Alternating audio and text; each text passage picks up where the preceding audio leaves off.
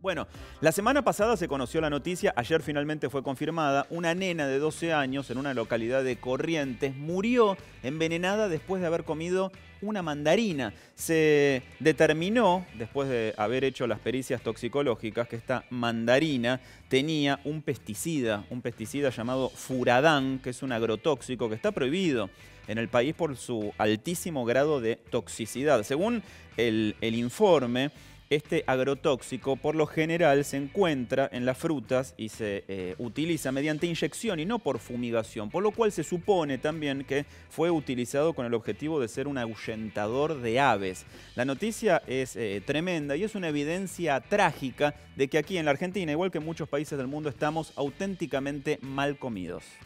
Hemos hablado acerca de este tema con Soledad Barruti, que está al lado nuestro, la autora justamente del libro llamado Malcomidos. Gracias por estar acá de nuevo. Ella constantemente advierte acerca de lo que ingerimos y sobre todo de los riesgos de estos productos que se utilizan en la agricultura, que en muchos casos son sustancias permitidas por la ley. El problema a veces tiene que ver con la dosis y a veces son productos que directamente están prohibidos, como pasó en este caso, Diego. Exactamente. Bueno, uno de esos productos, el furadán, es una sustancia, es una agroquímica, es un pesticida que en este caso se utilizó por inyección. O sea, la mandarina fue inyectada junto con otras mandarinas con este agrotóxico, lo cual no es una práctica muy habitual, sobre todo, digamos, cuando evaluamos el tema de qué es lo que comemos, y este tipo de sustancias no deberían encontrarse ni en altas cantidades ni por la metodología utilizada. Entonces quería preguntarte, Soledad, ¿vos sabés al respecto de por qué se utilizó para inyectar mandarinas? ¿Por qué se inyectaron mandarinas? Mira, sí, lo que se sabe es que este productor tenía dos campos, uno de mandarinas y uno de arándanos, y lo que hacía era utilizar estas frutas como cebos,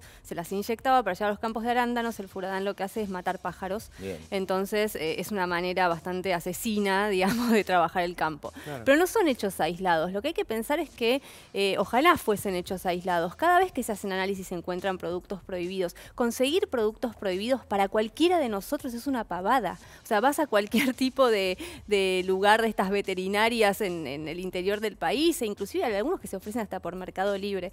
Es un estado de situación en donde se ha subrayado tanto que no es un problema que es un problema de buenas prácticas y que en realidad son hasta productos que se utilizan para curar. Los términos que se usan para el tratamiento de los venenos es muy perverso, porque así ingresan. O sea, yo he asistido, por ejemplo, a charlas de técnicos especialistas de las empresas que van a ofrecerles a los productores, muchas veces personas que no tienen ningún tipo de información formal, y les dicen, bueno, esto es para curar las plantas, esto en realidad es un remedio muy inocuo. ¿Pero quiénes dan esas charlas? Los mismos vendedores de las empresas. Claro, no el Estado. No, el Estado que forme agricultores. El Estado no se mete en los campos. Esto depende. El Estado no se mete en los campos. El Estado, y esto lo ha ratificado cada vez que se audita a los distintos organismos que se supone que debieran controlar esto, está sobrepasado, no visita campos. Lo único que hace es tomar muestras aleatorias en algunos mercados. Claro.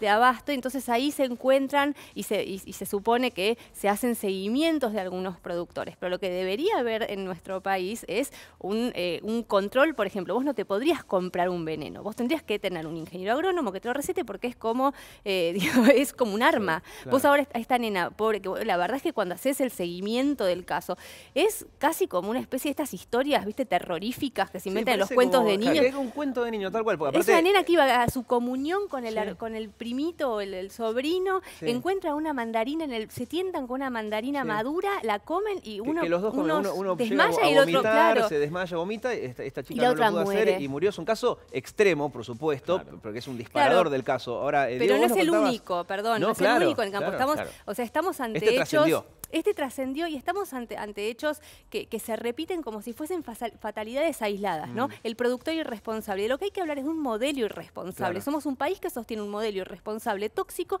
del que nadie se hace cargo. Y mientras tanto nosotros, si querés, en las ciudades, porque esto parece que, bueno, es en Bucuruyá, es en el fin del mundo, ¿viste? Y es muy perverso, pero realmente se piensa así desde los lugares lejos, claro, pareciera que pasa en otro planeta.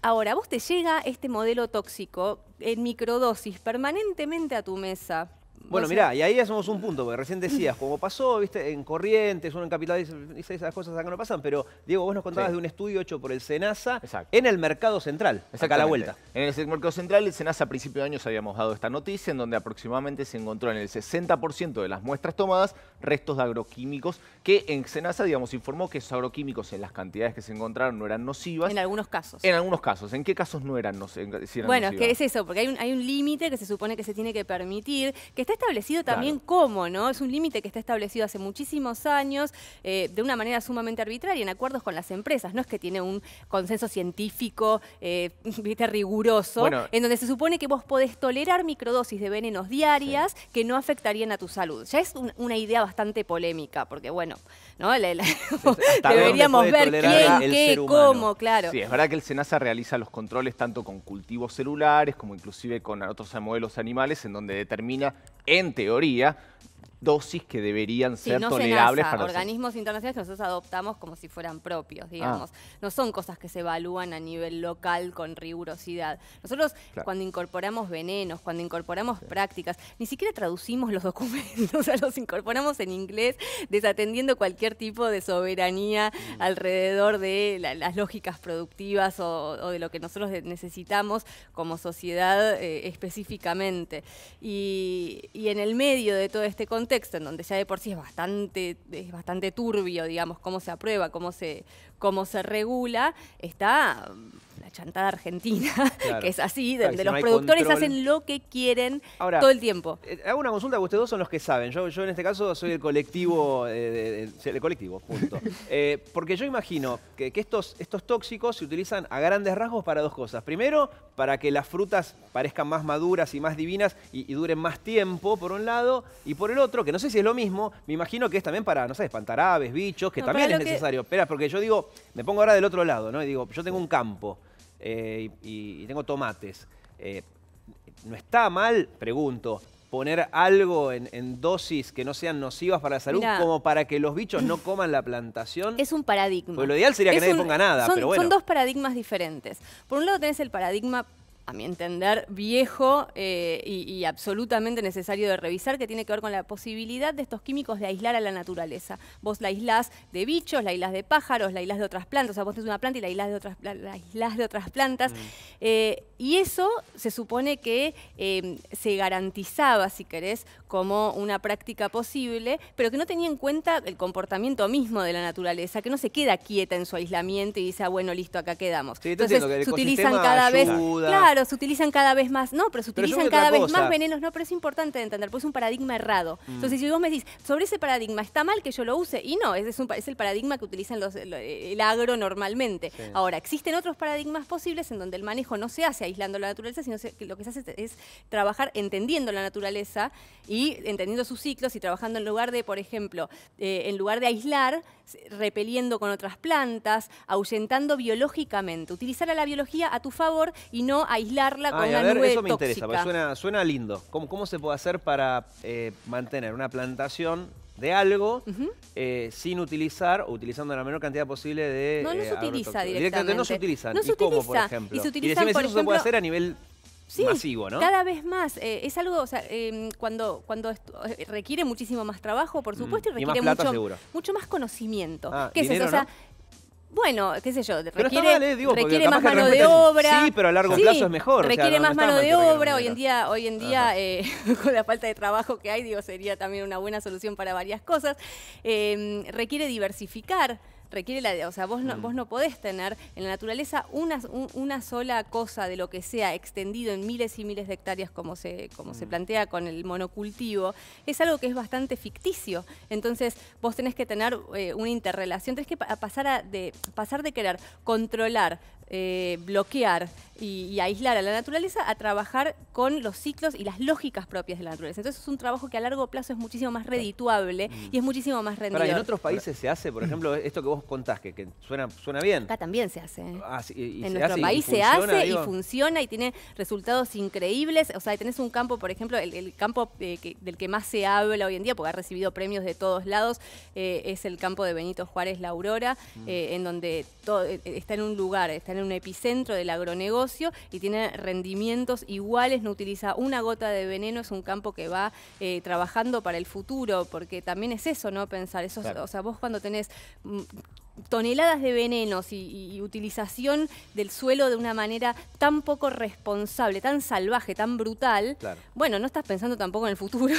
Ahora, Soledad, digamos, sabemos que nuestro país tiene una fuerza base agrícola, la gran parte de la producción nacional y la fuente de divisas viene del campo, entonces, ¿cómo logras convencer a un productor agropecuario de decirle, mira, hay prácticas que puedes hacer para mejorar la salud de los seres humanos, para no perder dinero y para de alguna manera mejorar la vida de todos, básicamente? Bueno, ellos ganan plata y nosotros no perdemos salud. Este productor, Juan Kier, que es el de Benito Juárez, se convenció solo. Digamos, un señor que dijo, en algún momento pensó en sus hijos y dijo, esto es un horror, no lo quiero hacer. Pero sabemos que hay más duro. Y sí, y ahí también es un problema ideológico. Digo, claro. ¿Vos qué pensás cuando pensás que estás encarando un trabajo, cuando pensás que estás encarando la vida? La verdad es que lo cierto es que estamos ante un conflicto de sentidos. Si vos te sentás a discutir con una persona que te dice, y bueno, pero yo, viste, es lo que hay, o que peor, se bloquea ni siquiera para recibir conocimientos actualizados, que es lo que pasa también cuando vos tenés en este país tenés un problema de actualización de actualización de conocimientos y de actualización de información, porque los tipos sostienen cosas que ya hoy en día son insostenibles, del tipo no hay otra manera de darle de comer al mundo, viste, cosas que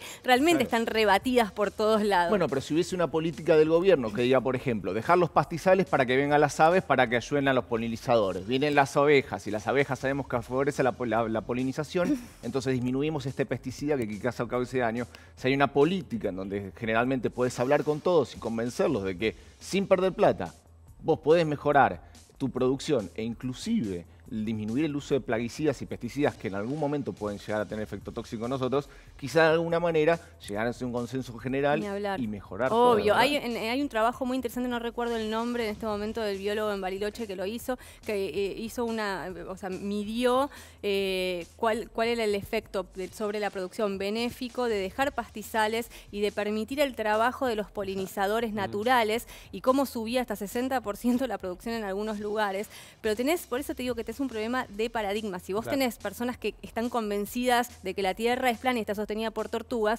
así estamos avanzando en nuestro país. Y ya para cerrar, ¿no? Ya nos quedó claro el panorama, los riesgos, las posibles soluciones. Ahora, mientras tanto, cuando llegan estas frutas o verduras a nuestros hogares, a nuestras heladeras o no, ¿hay alguna forma de evitar, yo me imagino, no sé, desde la manzana, no sé, pelarla o...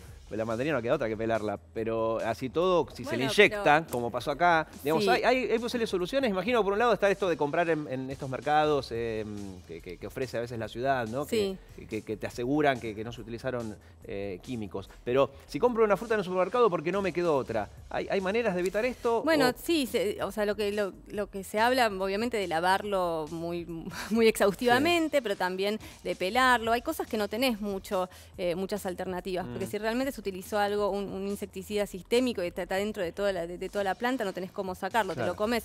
Y también están, viste, las prácticas que la verdad que es bastante cruel decirle, pero no le ponga cáscara de naranja al mate, porque la verdad es que la cáscara de naranja no está pensada como algo que nosotros lo vamos a comer. Entonces ahí hay un combo tóxico que no está bueno. La verdad es que sí, es muy siniestro tener que pensar que los alimentos que son más importantes para nosotros, como las frutas y verduras, son tratados con una desidia total y con un elemento, con elementos tóxicos, como si realmente no se pudiera producir de otra manera que con venenos. Bueno, un enorme primer paso es esto, ¿no? Enterarnos. O sea, yo me estoy enterando de muchas cosas ahora que antes no sabía. Imagino que mucha gente no está viendo en sus casas también. Y tenemos que exigir de verdad que el Estado se haga presente, porque mientras los paradigmas estén en debate y lo que fuere, digo, estas cosas no pueden pasar más. No puedes tener un productor asesino que está utilizando un agroquímico que está prohibido, que después permanece. Por eso, con información calculo que hay más poder como para que el Estado haga algo. Y es por eso que te vamos a seguir invitando, Soledad. Muchas gracias. Gracias a ustedes. Hemos concluido así esta etapa de información que seguirá, por supuesto.